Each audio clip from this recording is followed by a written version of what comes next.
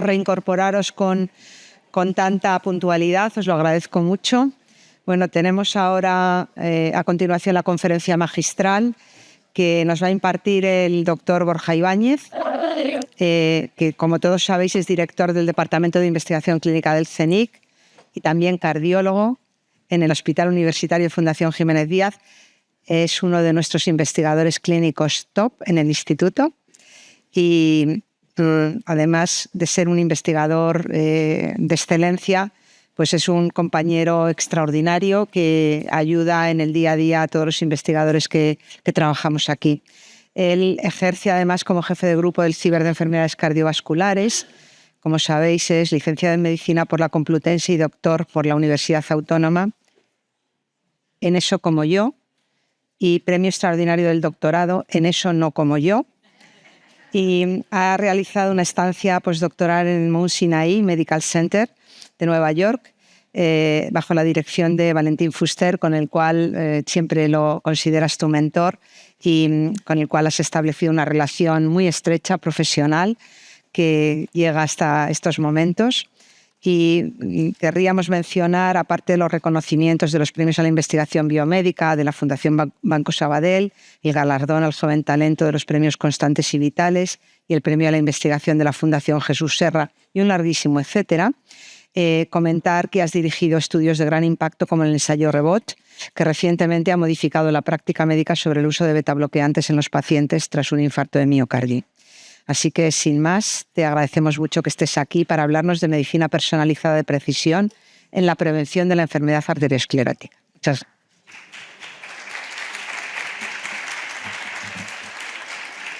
Muchísimas gracias, Jaime, por la cariñosa introducción. Tú tienes parte de culpa o mucha parte de culpa de que haya podido hacer las cosas que he hecho. Yo soy un conchito que me formé aquí. Y luego pues he tenido un periplo en el que he estado fuera, en Estados Unidos, y tengo la suerte de haber podido volver aquí a mi casa, a la Fundación Jiménez Díaz, y compaginarlo con la investigación, con el Centro Nacional de Investigaciones Cardiovasculares.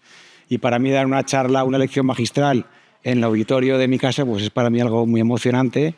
Y os quiero agradecer mucho a ti, a Javi, a Consuelo, a Federico, al Instituto Roche, a toda la Fundación Jiménez Díaz y al Grupo Quirón, pues la oportunidad de poder compartir hoy con vosotros algunas de las líneas de investigación en las que estamos trabajando y que tiene que ver con la medicina de precisión, pero desde un ángulo bastante aplicado, como veréis a lo largo de la presentación.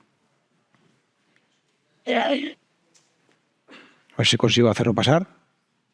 No tengo ningún conflicto de interés. Apunto ahí, ¿no? Ahora. Como saben, la enfermedad cardiovascular, las enfermedades cardiovasculares son la primera causa de muerte en el mundo y también la primera causa de gasto sociosanitario en todo el mundo. Esto es una diapositiva, hay muchas muy parecidas, pero también, como veréis en alguna de las siguientes diapositivas, lejos de estar atajando este problema, se está incrementando, lo cual es bastante paradójico con todos los avances que ha habido en la medicina en general y en la cardiología en particular. Y dentro de las enfermedades cardiovasculares me voy a centrar en las que son secundarias a la aterosclerosis, que, como sabéis, es el proceso progresivo de depósito de material lipídico e inflamación en las arterias de todo el cuerpo. Y me voy a centrar en este principalmente porque es el 70% de la base fisiopatológica del 70% de las enfermedades cardiovasculares. Por lo tanto, hay pocas ocasiones en las cuales un mecanismo fisiopatológico común puede dar lugar a varias manifestaciones clínicas de la enfermedad cardiovascular y, en este caso particular, además, la enfermedad cardiovascular, que, como estamos viendo aquí, es la causa número 1 de mortalidad en el mundo. Y también, de forma curiosa, para este proceso de aterosclerosis, que luego acaba derivando en las enfermedades cardiovasculares, hay pocas ocasiones en las cuales una enfermedad o un proceso nos da una oportunidad, una ventana de oportunidad tan grande como ocurre en la aterosclerosis. Ya, como veréis también en las siguientes diapositivas, la aterosclerosis empieza muy pronto en la vida, algo que ha sido bastante ignorado durante mucho tiempo, y pasa muchas décadas progresando de forma silente hasta que ya vienen luego las manifestaciones clínicas, que es cuando la medicina actual está empezando a cambiar, pero la medicina actual y seguramente la tradicional es cuando empezó a prestar atención a estas enfermedades cardiovasculares. Así es como se calculaba desde el estudio Framingham el riesgo cardiovascular de cualquier persona. Se sigue haciendo igual hoy en día, como veréis. Y bueno, pues con 4 parámetros que claramente se han asociado a eventos cardiovasculares, a mortalidad cardiovascular, infarto, ictus, etcétera, que son el sexo y la edad, que son factores no modificables, el colesterol y la tensión arterial. Somos capaces de predecir más o menos cuál es el riesgo de las personas de tener un infarto, un evento cardiovascular en los siguientes 10 años. Esto se descubrió en Framingham. Tenían un conjunto de datos que era relativamente limitado y muy probablemente por eso la mayoría de escalas únicamente tienen estos 4 variables, pero más o menos esto ha estado funcionando bien durante mucho tiempo. Y en Europa, esto es una diapositiva de las guías de práctica clínica más recientes, de hace pocos años, aplicamos unas escalas de riesgo que son también muy parecidas, están calibradas para Europa, pero también nuevamente utilizan los mismos 4 factores de riesgo. 2 que no son modificables, edad y sexo, y tensión arterial y colesterol. Y con eso también lo podemos calibrar y veis ahí a la izquierda cómo hay algunos países que están en verde, otros países que están en rojo. Eso quiere decir que el riesgo basal de la población es diferente y, por lo tanto, para 2 personas, una en España y otra en Rusia, que tengan la misma tensión arterial, colesterol, edad y sexo, pues el riesgo es mayor en Rusia que en España. Eso es lo único que hemos conseguido adelantar con estas escalas de riesgo. Y el segundo punto importante que también veis en esta diapositiva, que no quiero entrar en detalle, es que veis que aquí, por ejemplo, se ven las cifras que hay de tensión arterial y luego las cifras que hay de colesterol arriba. Y luego cada una de estas bolitas, en verde, en naranja o en rojo, quiere decir si está recomendado iniciar algún tratamiento para estos factores de riesgo, colesterol o tensión arterial. Esto está calibrado para toda la edad por encima de 40 años, de 40 hasta los 70 años. Y estáis viendo aquí que en general, sobre todo para población más joven, en las cuales estas escalas de riesgo se utilizan, es bastante complicado tener una bolita roja. Es decir, hay que tener un colesterol muy alto y una tensión arterial muy alta para que en esta población joven, en este caso entre 40 y 50 años, hay una recomendación de empezar un tratamiento farmacológico o con estilos de vida inicialmente para estos factores de riesgo. Esto volveré luego porque es algo muy importante. Recordad, os estoy poniendo la franja de edad más joven que consideran las guías prácticas hoy en día, por encima de 40 años. Por debajo de 40 años no hay ninguna recomendación ni ninguna escala que nos diga cómo tenemos que manejar estos factores de riesgo, salvo que sean personas que tengan enfermedad quizá genética, hipercolesterolemia familiar o una hipertensión arterial muy manifiesta. Pero estas escalas de riesgo, tanto el Framingham, el SCORE-2 y otras que hay, sabemos que funcionan muy bien a nivel poblacional. Es decir, si cogemos una población de un pueblo y lo comparamos con otro y en el primero hay más proporción de fumadores, hipertensos y colesterolémicos, sabemos que va a haber más infartos y muertes cardiovasculares que en otro pueblo que tiene menos incidencia de estos factores de riesgo. Sin embargo, a nivel individual, estas escalas de riesgo fallan más que una escopeta de feria. Nosotros podemos tener 2 personas delante con las mismas cifras de colesterol, tensión, que los 2 fumen o no fumen, y uno va a desarrollar un infarto, otro no, y no tenemos ninguna escala para saber hoy en día quién es la persona que va a desarrollar este infarto. De tal manera que esta falta de precisión es la que hace que estemos tratando a la población hoy en día, especialmente en prevención primaria, más o menos dando palos de ciego. Sabemos que las intervenciones que utilizamos funcionan muy bien, pero tampoco tenemos muy claro a quién darlas y cuándo darlas, que es un poco la base, ¿no?, de la medicina personalizada o este sistema de medicina de precisión en el cual hay que elegir el tratamiento adecuado para la persona adecuada y el momento adecuado. Nosotros en el estudio PESA, que luego contaré un poquito más, es un estudio de cohortes, una cohorte que reclutamos en el año 2010, son 4.000 personas aparentemente sanas, en edad media, entre 40 y 55 años, que les estudiamos cuál es la presencia de aterosclerosis silente. Hacemos estudios de imagen, de ecografía en las carótidas y las femorales, que son fácilmente accesibles. También miramos las coronarias, luego hacemos muchas otras cosas, pero podemos perfectamente identificar qué sujetos tienen ya esta aterosclerosis, que es la base del 75% de las enfermedades cardiovasculares, como decíamos antes. Aquí estáis viendo, aquí a la izquierda, bueno, a la izquierda estáis viendo lo que sería el riesgo acorde con Framingham a 10 años, que es un riesgo a corto plazo, y a la derecha estáis viendo el riesgo a 30 años calculado con Framingham. Y veis que las 3 columnas son los que se considera que tienen un riesgo medio, bajo y alto. Y en el eje Y estáis viendo que hay un porcentaje, lo que está por debajo del 0% quiere decir de ese rango de población qué porcentaje de ellos no tienen aterosclerosis que hemos visto nosotros. Y por encima son los que sí tienen aterosclerosis silente. Rojo quiere decir que la tienen muy extendida, naranja un poquito menos y el beige que tiene aterosclerosis en algún territorio.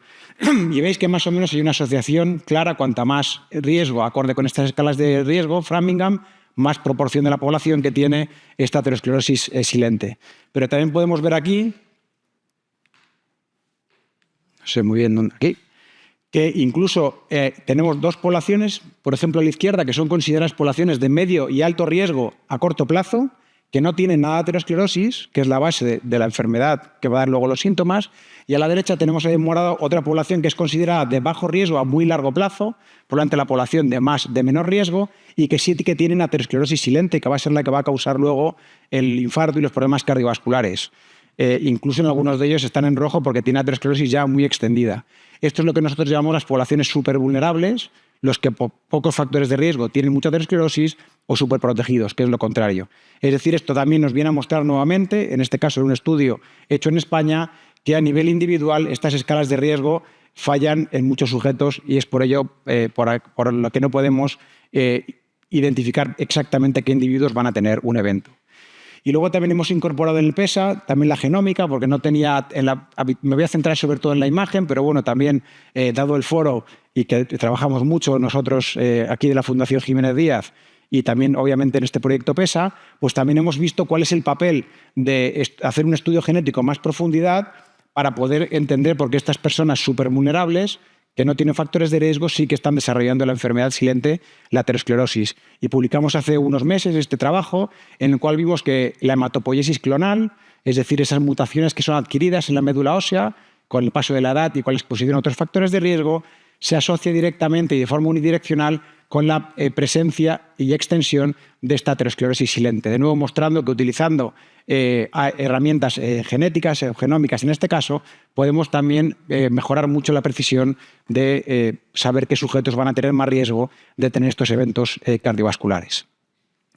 Y para terminar esta primera parte, ya creo que ha quedado claro, pero para mostrarlo, estamos haciéndolo realmente muy mal, porque estamos haciendo un abordaje de esta enfermedad cardiovascular o de esta aterosclerosis prácticamente cuando empiezan los síntomas. De hecho, estáis viendo aquí la línea roja, la edad sería el eje X, la extensión de esta aterosclerosis en el eje Y, y la línea roja es cómo va progresando la aterosclerosis a lo largo de los años. Más o menos esto es una estimación, no son datos reales, pero son bastante aproximados. Y más o menos cuando la aterosclerosis va progresando de un cierto grado y tiene ya una extensión relativamente importante, ya entramos en la ventana en la cual pueden aparecer las manifestaciones clínicas, ictus, infarto, deterioro cognitivo, etc. Y el manejo que hacemos hoy en día es empezar a tratar estos factores de riesgo cuando la carga de ellos es muy alta, ciertamente cuando ya tienen más de 40 o 50 años o cuando ya han empezado a tener estos eventos cardiovasculares. Claramente en el eje Y vemos que se puede reducir tanto la carga de aterosclerosis como los eventos, pero el tamaño del efecto que vamos a obtener es muy bajo comparado con si hiciéramos un abordaje muchísimo más precoz. Y de hecho, también esto es otra diapositiva que muestra claramente qué mal lo estamos haciendo. Lo hablo en primera persona plural, la medicina cardiovascular en general, porque pese a tener los mejores tratamientos que hemos tenido nunca, tratamientos farmacológicos, dispositivos, tenemos stent, marcapasos, tenemos las mejores herramientas diagnósticas, resonancia magnética, ultrasonido, hemos tenido muchos años en los cuales la tasa de enfermedad cardiovascular o la mortalidad asociada a enfermedad cardiovascular ha ido decreciendo año a año. Sin embargo, hace unos años que ya esto se ha estancado y de hecho está volviendo a progresar. Y de hecho es por eso que la enfermedad cardiovascular strikes back, ¿no? Y estáis viendo que incluso en las mujeres, en la derecha, esto es todavía mucho más dramático. Por cierto, en una diapositiva que ha presentado Marina el año 2020 de la causa de enfermedades en el contexto del COVID, no sé si os habréis dado cuenta que la enfermedad cardiovascular es la única de todas las enfermedades en la cual la incidencia era mayor en las mujeres que en los hombres. Es decir, esto también es importante conocerlo, que la enfermedad cardiovascular se presenta más tarde en las mujeres, pero es mucho más agresiva y tiene mucho más impacto que en los hombres. Por lo tanto, si seguimos haciendo las cosas como estamos haciendo en prevención primaria, el sistema en general vamos directos al abismo, hay un aumento, hay un envejecimiento de la población y por lo tanto va a aumentar todavía muchísimo más esta prevalencia de enfermedad cardiovascular con sus múltiples complicaciones, que no solamente es tener un infarto o tener un ictus, sino también deterioro cognitivo. Hoy en día sabemos que la aterosclerosis es una de las causas más importantes de deterioro cognitivo en general de la población, con todo el impacto que ello tiene y sabemos que está aumentando de forma importante. El abordaje actual de tratar estos factores de riesgo en la edad media o media plus, cuando ya tiene una carga muy alta o cuando han empezado a aparecer los síntomas, no está resolviendo el problema. y por lo tanto necesitamos un abordaje que sea prevenirlo mucho antes para poder evitar que progrese la enfermedad y por lo tanto poder aliviar también a los sistemas sanitarios o sociosanitarios. Por lo tanto, hay una necesidad muy imperiosa de cambiar las herramientas de prevención primaria cardiovascular. Estos son los 5 puntos que brevemente voy a desarrollar a partir de ahora, que son los conceptos para una renovación o para una prevención renovada en un paradigma de prevención primaria cardiovascular basado en medicina de precisión.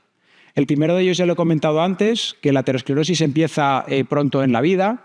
Hay varios estudios, pero nuevamente me voy a volver al estudio PESA que os he comentado antes, porque son datos que tenemos de sujetos con estudios in vivo, porque clásicamente esto se sabía por estudios ex vivo de gente que moría de forma traumática, pero ahora lo podemos determinar in vivo en población aparentemente sana, como os he dicho antes. Es este estudio de cohorte o esta cohorte de 4.000 individuos aparentemente sanos que hacemos en colaboración entre el CNI con el Banco de Santander, no porque pensemos que tenemos enfermedad de los banqueros, sino porque cofinancian el estudio, que es algo importante, y luego también porque tienen una posibilidad de hacer un seguimiento muy estrecho por los servicios de prevención de riesgos laborales que tienen.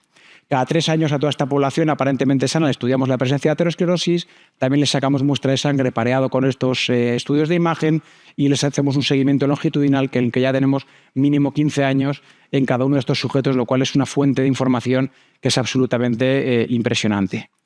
Lo primero que vimos es que nos habíamos equivocado en la selección del rango de edad. Pensábamos que íbamos a coger una población donde iba a ser la aterosclerosis incipiente, pero fijaros aquí a la derecha, como estáis viendo, que en el rango más joven de nuestro grupo, que era entre los 40 y 44 años, es decir, el grupo más joven de los que reclutamos entre 40 y 55 años, veis que casi el 40% de los hombres ya tenía aterosclerosis, en muchos casos ya muy extendida, y el 20% en las mujeres. No voy a contar porque tampoco me quiero extender, pero los hemos ido siguiendo y vemos que no solamente es una prevalencia alta, sino que además progresa con el tiempo. Y de hecho en estas edades medias progresa todavía más rápido, nuevamente en las mujeres que en los hombres. Es decir, claramente esto muestra que la aterosclerosis empieza en muchos casos en muy temprana edad. Sabemos que probablemente empiece en la adolescencia, en algunos casos incluso antes. Es variable también, pero es un proceso que empieza muy pronto en la vida. Y pese a que es una enfermedad que sabemos que empieza pronto en la vida, ya os he presentado antes las escalas de riesgo, que ahora volvemos, pero paradójicamente en la medicina cardiovascular estamos totalmente ignorando a los sujetos jóvenes y nos centramos solamente en los sujetos que tienen edad media o edad un poco más avanzada. Hemos estudiado nosotros, este es un estudio que hicimos en colaboración con el Estudio Cardia, que es otra cohorte americana de hace muchos años, en el cual se reclutó una población muy grande, les vieron los factores de riesgo y les han podido seguir durante muchos años. Aquí no les podían hacer imagen, no sabemos la prevalencia. ¿Qué me ha pasado? Entonces, aquí no sabíamos la prevalencia de aterosclerosis subclínica y nosotros colaboramos con ellos para poder hacer un estudio en el cual quisimos ver cuál era el impacto de la presencia de estos factores de riesgo, principalmente colesterol y tensión arterial, también otros, tabaquismo, etcétera, antes de los 40 años y qué impacto tenía esto después de los 40 años en cuanto a mortalidad cardiovascular o eventos cardiovasculares. De tal manera que a nivel estadístico éramos capaces de normalizar a todos en los 40 años y luego poder ver los que habían tenido mayor exposición a factores de riesgo antes versus los que tenían menor exposición, qué impacto tenía esto teniendo en cuenta y normalizando para toda la exposición posterior a los 40 años. Y lo que se ve aquí es dramático y os lo podéis imaginar ya por lo que veníamos hablando, pero estáis viendo ahí que tanto a la izquierda, colesterol, como a la derecha, tensión arterial, los sujetos que antes de los 40 años habían estado más expuestos, más área debajo de la curva, estos factores de riesgo, tienen mucha más incidencia de eventos cardiovasculares a largo plazo, incluso aunque estos factores de riesgo se normalicen a partir de los 40 años. Es decir, mostrando que esta exposición a factores de riesgo antes de los 40 años ya va a tener un impacto enorme independientemente de lo que hagamos posteriormente a los 40, 45 años, que es cuando empezamos a controlar estos factores de riesgo. Y en el estudio PESA, que vuelvo al estudio nuestro, también hemos podido estudiar cuál era esta interacción entre factores de riesgo y edad. En este caso lo que vimos era, dentro del rango de edad del PESA, no solamente la presencia de aterosclerosis, sino cómo progresaba. Progresar llamamos cuando hay una placa de ateroma en una arteria que el siguiente estudio de los 3 años ha crecido de volumen o que han aparecido placas de ateroma donde antes no había placas de ateroma. Y lo que vimos, lo primero, que no es ciencia ficción, tampoco es rocket science, que vimos que los factores que más se asociaban a la progresión de la aterosclerosis eran el colesterol y la tensión arterial, el de colesterol y la tensión arterial, lo cual obviamente era lo que esperábamos. Si no lo hubiéramos encontrado, nos hubiéramos preocupado. Pero lo más importante de esta diapositiva es que estáis viendo, a la izquierda es el colesterol y a la derecha es la tensión arterial, que veis que esta asociación es mucho más fuerte en los jóvenes que en los más mayores. De tal manera que en los sujetos más jóvenes de este rango de edad del PESA, la asociación es muy fuerte.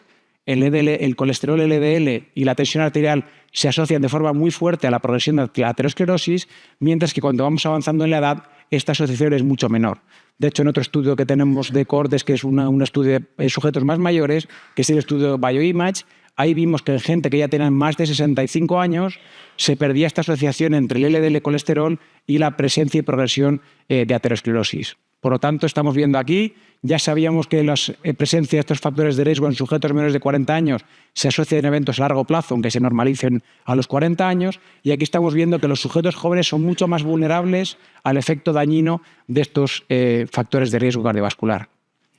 Y de hecho aquí estamos viendo un metaanálisis en el cual se vio cuál era el efecto, la reducción del riesgo relativo, de reducir el colesterol en este caso por cada 40 miligramos por decilitro que se reduzcan los niveles de colesterol LDL, cuál es la reducción del riesgo relativo en sujetos en diferente edad. Si os vais ahí a la derecha, por ejemplo, entre los 60 y 70 años, vemos que cada 40 miligramos por decilitro que se reduzca el LDL de colesterol, hay una reducción de prácticamente el 30% de eventos cardiovasculares mayores, lo cual es muy relevante. Sin embargo, fijaros, si vais a la izquierda, en sujetos menores de 50 años, entre 40 y 50, y ya no hablamos porque no tienen datos antes de los 40 años, veis que la reducción del riesgo relativo es cercana al 60%. Es decir, controlar estos factores de riesgo muy pronto antes en la vida se asocia con muchísimo más beneficio en cuanto a mortalidad cardiovascular. Y nuevamente esta diapositiva os la he contado antes, pero simplemente es para enfatizar que nuevamente que si estáis viendo aquí, estas guías solamente consideran sujetos por encima de 40 años, esta escala de riesgo. Los más jóvenes de 40 años, salvo que tengan algo muy excepcional, ni siquiera les cuantificamos el riesgo, e incluso entre los 40 y 50 años es muy complicado cumplir criterios para el manejo de estos factores de riesgo.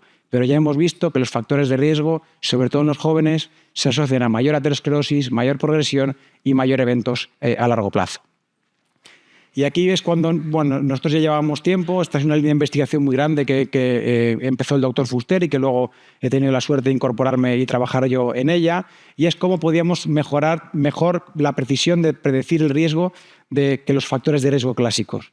Y ahí es cuando nos empezamos a pensar lo que es muy sencillo. Sabemos que los factores de riesgo se asocian con los eventos, el tabaquismo, el colesterol, etcétera, etcétera, pero lo que no se tiene en cuenta en estas escalas de riesgo es que estos factores de riesgo se asocian a los eventos a través de mecanismos intermedios, y el más importante de ellos es precisamente el desarrollo de la aterosclerosis. De tal manera que dos sujetos iguales, el que esté desarrollando más aterosclerosis porque es más vulnerable a los factores de riesgo, sin ninguna duda, o por lo menos era nuestra hipótesis, iba a tener más riesgo que el mismo sujeto que no esté desarrollando la aterosclerosis. De tal manera que empezamos a utilizar la imagen como herramienta de precisión. Vamos a centrarnos en la enfermedad per se y no en los factores de riesgo, o incluso tampoco en los factores en la base genética que pueda haber, que obviamente tienen muchísima relevancia, pero nosotros si podemos ir directamente a cuál es el paso previo a tener el evento cardiovascular, es decir, la presencia de esta aterosclerosis y el volumen, pues pensamos que era una de las herramientas más importantes para mejorar nuestra precisión.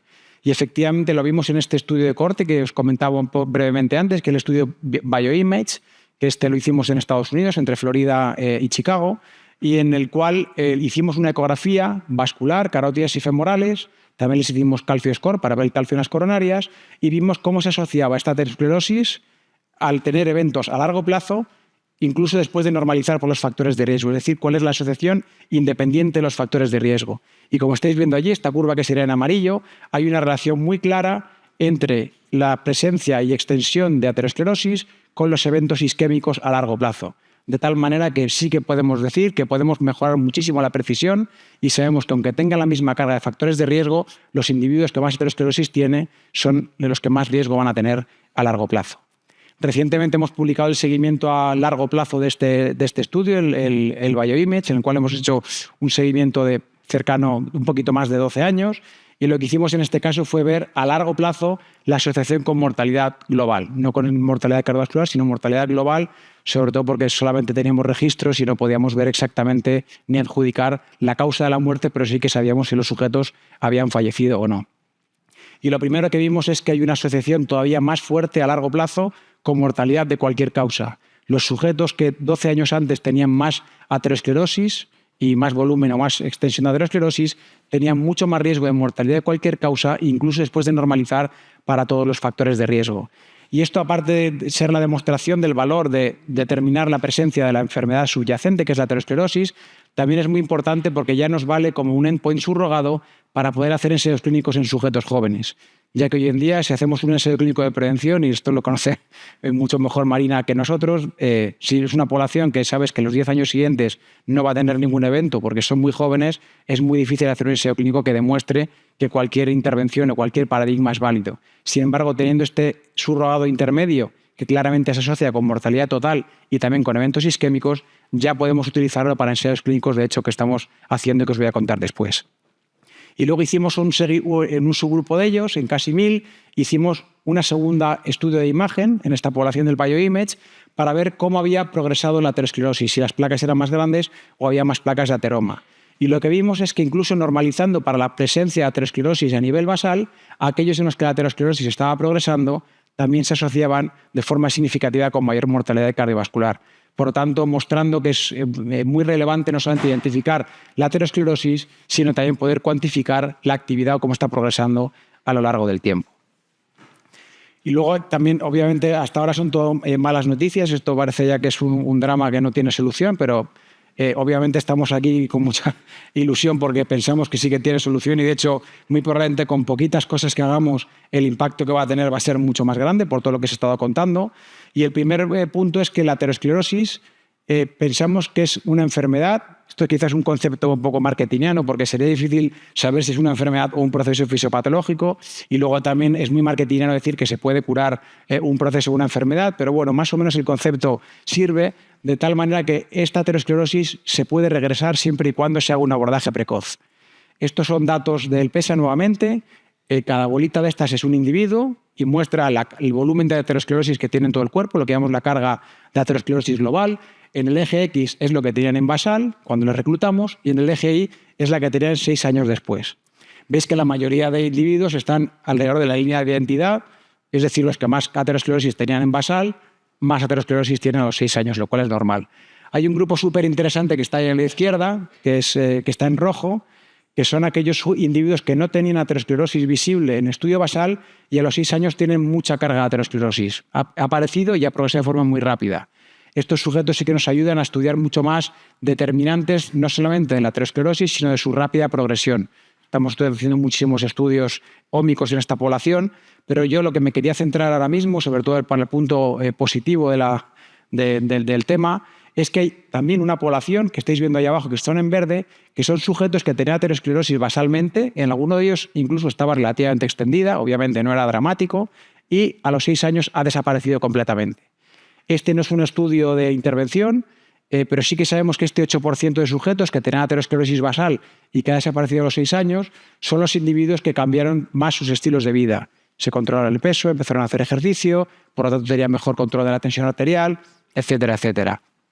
Este 8% sin ninguna intervención activa, de cura o de regresión total de la aterosclerosis, nosotros especulamos y tenemos algún estudio, más o menos algún modelo, en el cual pensamos que se podría incrementar hasta un 60 o un 70% en el caso de hacer una intervención activa. Imaginaros si pudiéramos reducir un 60 o un 70% la presencia de aterosclerosis o regresarla, que es la base del 70% de las enfermedades cardiovasculares, que son la causa número 1 de morbimortalidad en el mundo. Y es por ello porque hemos empezado un nuevo proyecto para poner todas estas ideas en conjunto y poder demostrar este nuevo paradigma de medicina de precisión, en el cual queremos demostrar que hay que hacer un screening para aterosclerosis de forma muy precoz, independientemente incluso de la extensión o de la carga de factores de riesgo, de tal manera que los sujetos que empiecen a desarrollar la aterosclerosis son aquellos sujetos los cuales tenemos que hacer una intervención independientemente de la edad que tengan. Vamos a empezar a los 18 años. Pero es un concepto muy clave. o clave en el cual, si hacemos un abordaje tan precoz, pensamos que vamos a ser capaces de reducir hasta un 70% la base de estas enfermedades y, por lo tanto, va a tener un impacto brutal en el seguimiento a largo plazo en esta población. Incluso pensamos, aunque esto todavía nos quedan muchos años para demostrarlo, que hasta un abordaje restringido en el tiempo de los factores de riesgo, en esa etapa en la cual empieza la aterosclerosis, un control estricto de estos factores de riesgo en los sujetos en los cuales acaba de empezar la aterosclerosis, puede ser suficiente para que, aunque después estos factores de riesgo, el control sea no tan estricto, ya la progresión vaya a ser tan lenta que no van a entrar en la edad de tener eventos cardiovasculares hasta los 90, 100 o 110 años. El proyecto REACT es un proyecto que hemos empezado hace 1 año y medio. De hecho, se llama el proyecto La cura de la aterosclerosis. Es un proyecto que está financiado por la Fundación Novo Nordisk, no por la farma, sino por la fundación. Y es una historia que en un minutito yo creo que puedo contar porque es muy interesante. Os supongo que os sonará la farma Novo Nordisk. Muchos fármacos han sido los únicos que han manufacturado la insulina durante muchas décadas y luego se han vuelto mega multimillonarios porque desarrollaron el Ozempic. Y lo bonito de esta historia es que el que fundó la farma y la Fundación Novo Nordisk fue un premio Nobel danés, que le dieron el premio Nobel por el conocimiento del intercambio gaseoso, lo hizo en un estudio en ranas a principios del siglo XX, y cuando le dan el premio Nobel, pues viajaba por el mundo para contar lo que había hecho y siempre iba con su mujer, que era una persona muy diabética. Y entonces, cuando estaba en Estados Unidos de una charla, le dijeron, pues hay un científico en Canadá que dice que ha desarrollado una insulina sintética y que baja la glucemia. Y entonces dijo, yo tengo que hablar con esta persona, se fue a hablar con él, vio todos los datos y efectivamente tenía unos datos muy robustos que se podía hacer una insulina sintética y que bajaba la glucemia. Y entonces él le dijo, esto se puede hacer un fármaco, esto puede ayudar a mucha gente. Y el danés le dijo que sí, que estaba convencido de ello, pero que él ya no tenía ni ganas ni fuerzas y que le regalaba la receta de la insulina al danés, siempre y cuando le prometiera que nadie se iba a beneficiar económicamente de este desarrollo. Se dieron la mano y, sorprendentemente, bueno, no era político, era un premio Nobel, y entonces cumplió su palabra. Y cuando volvió a Dinamarca, fundó la Fundación Novo Nordisk y la farma Novo Nordisk, de tal manera que todos los beneficios de la farma pasan a la fundación y la fundación no tiene ánimo de lucro y solamente invierte en proyectos filantrópicos que cambian el mundo. De tal manera que la farma no la compra nadie y la fundación puede invertir en los proyectos que considere oportunos que vayan a cambiar el planeta. La Fundación Novo Nordisk es la fundación más rica del planeta, tiene el doble de endowment que la Bill y Melinda Gates. O sea, estamos hablando de... Y tienen proyectos para potabilizar el agua, para vacunas, para niños en África, para cambio climático, para stem cells, y querían hacer un proyecto de prevención primaria cardiovascular y vinieron a nosotros y nos dijeron que preparásemos un proyecto que luego tiene una evaluación de 2 años por un comité internacional, es decir, no es que te vayan a dar el proyecto, y finalmente sacamos el proyecto y es un proyecto que tiene la vocación de cambiar el mundo. Es un poco ambicioso, pero bueno, tenemos la vocación, erradicando o por lo menos curando una gran proporción la enfermedad cardiovascular secundaria a aterosclerosis. El diseño general del estudio lo hemos publicado recientemente. Los objetivos a corto plazo son, primero, determinar cuál es la prevalencia real de aterosclerosis a lo largo de la vida, de aterosclerosis silente, por lo cual queremos reclutar o estamos reclutando individuos entre 18 y 70 años. Queremos ver exactamente cuándo aparece y cómo progresa. Hasta ahora cada vez nos íbamos antes y lo más jóvenes que habíamos ido eran los 40 años del PESA, pero nos vamos a ir mucho antes. Identificar de toda esta población cuál es el target ideal para hacer un ensayo de intervención. Queremos hacer un target para los jóvenes, pero obviamente no queremos dar intervención a todos los jóvenes, sino qué jóvenes son los que se van a beneficiar de esto. Y luego también estamos utilizando muchas herramientas de inteligencia artificial, como no, y tenemos grupos con los que trabajamos para varias cosas, y entre ellas también para desarrollar nuevas ecuaciones de riesgo que no nos digan la probabilidad de tener un infarto en 10 años, sino cuál es la probabilidad de que una persona tenga aterosclerosis en ese momento, con esa edad, con ese sexo y con unas pequeñitas variables que tiene. De tal manera que estas calculadoras de riesgo pueden servir un poco de paso previo antes de hacer imagen a todo el mundo. A los objetivos a medio plazo es realizar un ensayo clínico de medicina de precisión en el cual, por un lado, el manejo estándar es acorde con las guías actuales. Hasta los 40 años pues no se hace nada. Después de los 40 años aplicamos el Score 2, que resulta que la gran mayoría entre 40 y 55 años no van a recibir nada. Y en otro brazo hacemos al revés, nos olvidamos del Score 2 y los factores de riesgo. El que tenga aterosclerosis hay que bajar el colesterol y hay que bajar la tensión arterial porque esos son suficientes para tener aterosclerosis. Y luego a largo plazo los objetivos, pues cambiar la prevención primaria cardiovascular en todo el mundo. Este está en la publicación, pero es un poco un esquema un poco más detallado de qué es lo que estamos haciendo. Empezamos a reclutar en enero del 2025. Vamos a reclutar 16.000 personas en España y en Dinamarca. 50% hombres, 50% mujeres, que es otra de las limitaciones, que la mayoría de estudios de cohortes tienen menos mujeres y sabemos que precisamente son las que más se van a beneficiar de este conocimiento. Los reclutamos en diferentes rangos de edad y les hacemos todas estas pruebas que estáis viendo ahí abajo, que en resumen queremos ver la aterosclerosis tanto con ecografía carotidia y femoral, que es bastante accesible. También hacemos un angiotac coronario, no porque pensemos que se vaya a implementar en el futuro en prevención primaria, sino para ver la asociación de cómo progresan los diferentes territorios. Hacemos todo tipo de cuestionarios. Tenemos también una colaboración con Garmin que vamos a utilizar de estos wearables, ¿no? Los relojes inteligentes. Hacemos también escáner de retina, hacemos muestras vamos a secuenciar a todos, en fin, muy comprehensive, como se dice. Y después vamos a pasar a una segunda fase donde, por un lado, vamos a hacer el ensayo clínico que os he comentado antes. Aproximadamente serán entre 5 y 6.000 personas.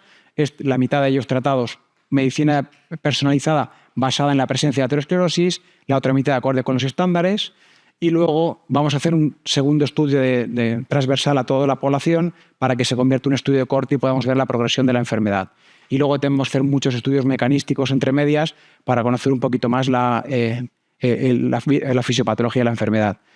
Estamos disparados en el reclutamiento. De hecho, empezamos como hace un año, en enero de 2025, y hemos reclutado 12.500 personas de las 16.000. Estamos ya afinando mucho los grupos a los que queremos llegar para que sea lo más representativo de la población, lo que comentaba antes Carmen y Marina, que es muy importante que los estudios sean representativos de la sociedad, pero vamos a terminar el reclutamiento antes de mayo, lo cual es un hito. Y no solamente estamos haciendo el paradigma, la base, digamos, el banco de pruebas es España y Dinamarca, lo tenemos todo bastante controlado, pero esto, si queremos que sea global, hay que implementarlo. Y de hecho ya hemos abierto varios nodos de React fuera de Europa. Hemos abierto uno en Singapur, uno en Tanzania y la semana que viene, hablábamos antes, que vamos a abrir otro en la India y vamos a poder aplicar todo el conocimiento también para poder hacer una prevención en estos países low and middle income countries, ¿no? Países en desarrollo. Y luego, obviamente, la ecografía vascular que utilizamos nosotros ahora mismo en este estudio es tridimensional. Tenemos los mejores técnicos que saben adquirir y saben cuantificarlo, pero si queremos que esto vaya a ser universal, no podemos depender de equipos caros, técnicos que sepan adquirir y que sepan analizar. Hay que hacerlo totalmente automático. Este es el segundo también desarrollo importante con inteligencia artificial, que conseguimos financiación adicional del Ministerio de Transformación Digital y estamos ya prácticamente, hemos terminado de desarrollar un dispositivo que está basado en una sonda de 2D portátil, que es mucho más barata y económica que cualquier otra sonda, que se conecta a un móvil y con inteligencia artificial cualquier persona que no sea experto, solamente encendiendo el equipo, le dice dónde está la arteria, carótida femoral, dónde tiene que subir, escanear, hace un escaneo automático y luego lo cuantifica de forma totalmente automática y en tiempo real te dice si tiene la enfermedad aterosclerosis sí o no y también el volumen de aterosclerosis que tiene. Esperemos que esto lo podamos estar validando también próximamente. Y por lo tanto, ya para terminar, pensamos que es muy importante aplicar, en este caso, esto es un ejemplo muy práctico de medicina de precisión, vamos a mejorar nuestra predicción del riesgo y vamos a basar nuestras intervenciones en la detección directa de la enfermedad que subyace a los problemas cardiovasculares. Pensamos que hay que detectar la enfermedad lo antes posible, porque es el momento en el cual es más susceptible para que pueda ser curada o que regrese completamente. Hay que cambiar completamente la edad en la cual se hace un manejo de los factores de riesgo. Hay que hacerlo mucho antes en la vida, sobre todo basándonos en la presencia de la enfermedad, no indiscriminadamente, pero sí los sujetos que lo tengan. Si hay una persona que tiene 21 años y está desarrollando aterosclerosis, no hay que esperar a los 40 años para empezar a controlarlo, hay que controlarlo en ese momento. Y si hay una persona de 40 años que tiene unos factores de riesgo intermedios, pero no se ha desarrollado la enfermedad, pues a lo mejor no hay que tratar a esta persona. Y luego es muy importante también cambiar la mentalidad no solamente de los científicos, investigadores cardiovasculares, sistemas sociosanitarios, los policy makers, que eso ya es bastante más complicado, pero lo más importante y probablemente lo más difícil es cambiar la mentalidad de la sociedad. Porque todo el mundo, a lo mejor después de esta presentación, algunos se han cabizcabido un poco, pero habitualmente a uno le dicen que si va a tener el joven, que si le viene que va a tener aterosclerosis, dice, mira, que tengo aterosclerosis, que tengo que tomar yo algo, no, ya veré después. Y eso es general. Y de hecho, incluso la población ahora mismo ni siquiera tampoco tiene mucho miedo a tener un infarto o un evento cardiovascular, porque todo el mundo conoce a alguien que ha tenido un infarto, un vecino suyo ha venido a la Fundación Jiménez Díaz y le hemos tratado también que en 24 horas está en su casa y está tan normal. El infarto hoy en día es otra cosa, pero sabemos que puede provocar también demencia, etcétera. Y pensamos que para cambiar la sociedad también tenemos mucho tratamiento de advocacy y es muy importante hacer la analogía con la diabetes. Hace 40 o 50 años o quizá más, cuando alguien le hacía una analítica y tenía 200 de glucemia, te encontraba perfectamente, le decían que tenía que pincharse insulina y decía que le dejaran en paz, que estaba muy bien, que cuando se encuentre mal volverá. Esto ha cambiado con el tiempo y ya más o menos la gente lo tiene claro. Siempre hay alguno que es resistente o duro de mollera. Y pensamos que si conseguimos hacer una buena diseminación de toda esta ciencia y toda esta información, seremos capaces también de cambiar la mentalidad de la población y eventualmente poder hacer una implementación de lo que hagamos, porque, como hablábamos antes, la medicina de implementación, si demostramos que algo funciona muy bien, pero luego no somos capaces de llevarlo a la vida real, pues nos ha servido para pasárnoslo muy bien, tener buenas publicaciones y buenos grants, pero no vamos a cambiar la sociedad. Y con esto ya termino la presentación y os quiero agradecer nuevamente por haber presentado aquí en mi casa. Muchas gracias.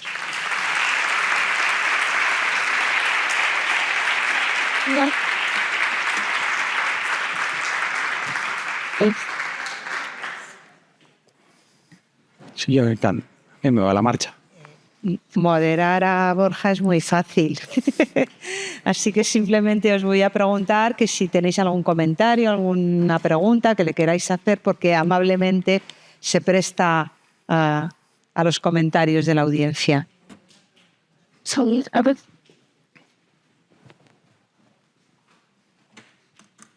Buenos días, ¿cómo está, doctor? Doctor, quería saber si en esta investigación valoran el síndrome metabólico cardiovascular. Muy buena pregunta. El síndrome metabólico, bueno, todos sabemos que tiene muchas complicaciones y que es un problema que es creciente. Nosotros, curiosamente, en estas escalas nuevas de riesgo que decimos, hemos visto que cambian mucho los factores de riesgo, el peso, a diferente edad, y el síndrome metabólico, los componentes del síndrome metabólico son los que más se asocian a la aterosclerosis, sobre todo en los jóvenes y especialmente a las mujeres jóvenes. De tal manera que el estudio de intervención que vamos a hacer, que tampoco he querido ir en gran detalle, pero vamos a hacer un abordaje tanto de los lípidos como de la tensión arterial como el síndrome metabólico, que va a ser, en función de si cumplen varios parámetros, hacer una intervención. Probablemente es uno de los factores de riesgo que incluso hoy en día ni siquiera las guías de práctica clínica tienen muy claro cuándo hay que empezar el tratamiento del síndrome metabólico. Se suele esperar a que haya complicaciones, prediabetes, etc.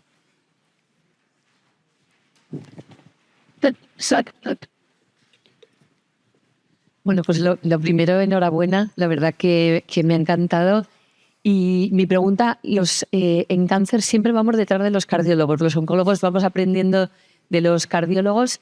Con todas estas series de tantos pacientes durante tanto tiempo y teniendo en cuenta que muchos factores de riesgo que para vosotros son importantes para cáncer también son, ¿tenéis datos de si en estos grupos de pacientes han tenido cáncer, incidencia de cáncer, o es algo que no tenéis recogido?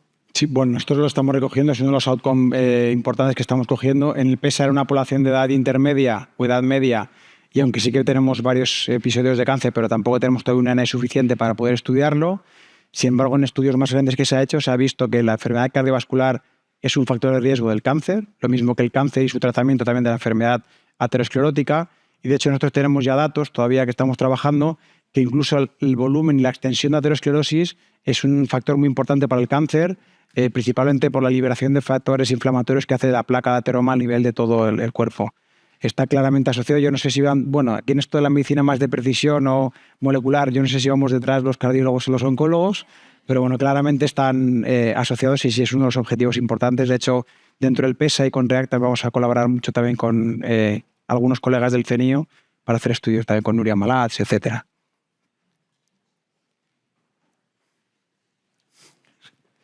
Doctor, ¿cómo está? Es que los pacientes que tienen mutaciones probablemente cada cierto valdría la pena hacer una estrategia para decir medicina personalizada. Estos pacientes, pues, que normalmente no son muy jóvenes, pero que desarrollan chips, hematopoiesis clonal de significado incierto, mutaciones en TET2 con diversas BAF, pero que podría en un momento dado, pues, tener un comportamiento de pronto, desenlaces desde el punto de vista cardiovascular, de pronto más oscuros con respecto a otros que no tienen que tienen estas chips. Entonces, no sé si existan programas ya como tal en Europa donde ya se estén identificando o se esté realizando en pacientes hematológicos o en pacientes población general, identificando con medicina de precisión estas hematopoiesis clonales de significado incierto, y a partir de qué edad se deben identificar y qué estrategias se pueden hacer. No, la pregunta es excepcional. Es importante siempre que le decimos a la gente que se incorpora con nosotros, lo importante es que esto además no son pacientes, son voluntarios sanos, que aparentemente están sanos, aparentemente. Efectivamente hemos visto la asociación entre la hematopoiesis clonal, sobre todo en algunos genes, como has dicho tú muy bien, TET2 y algunos otros, con la aterosclerosis.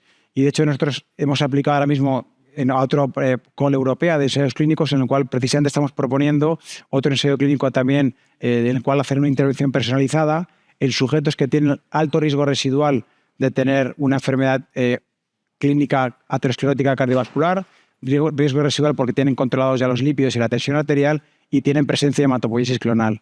En ese caso, como la hematopoiesis clonal, sobre todo en TET2, se asocia a aterosclerosis a través del inflamasoma y la inflamación y la interleuquina 6, pues vamos a hacer un abordaje con colchicina en este caso. De tal manera que eventualmente pensemos que los fármacos antiinflamatorios, que han sido unos fármacos que se han testado durante mucho tiempo para la enfermedad cardiovascular, que todo el mundo tenemos claro que pueden tener algún papel, pero esta falta de precisión de poder identificar realmente quién se beneficia es lo que ha hecho que, aunque tengan cierto beneficio, también se asocian a complicaciones infecciosas. Nosotros pensamos que la identificación con chip va a ser clave para poder ver qué sujetos van a beneficiarse de estos tratamientos, en este caso con colchicina, que es barato, aunque hay otros mejores, pero la colchicina es más asequible.